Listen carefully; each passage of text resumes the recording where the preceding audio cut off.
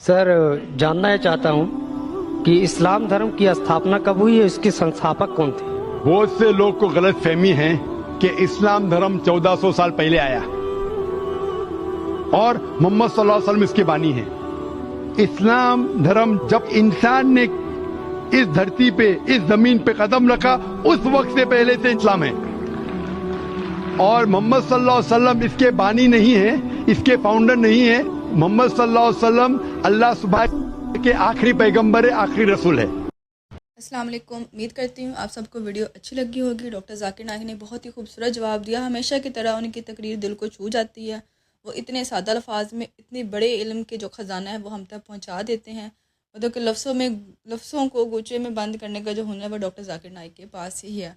तो उन्हें बहुत ही खूबसूरत तकरीर की और बहुत ही खूबसूरत बयान किया और उन्हें बहुत ही वाज़ह कर दिया कि इस्लाम असल में है क्या और इस्लाम का आगाज़ कब हुआ। आपको वीडियो अच्छी लगी हो तो लाजमी शेयर करें, दूसरे लोगों तक भी पहुंचाएं ताकि इस्लाम की मालूमात बाकी लोगों तक भी पहुंच सके और आपके लिए सदका जारिया बन सके। जज़ाकल्लाह खैर।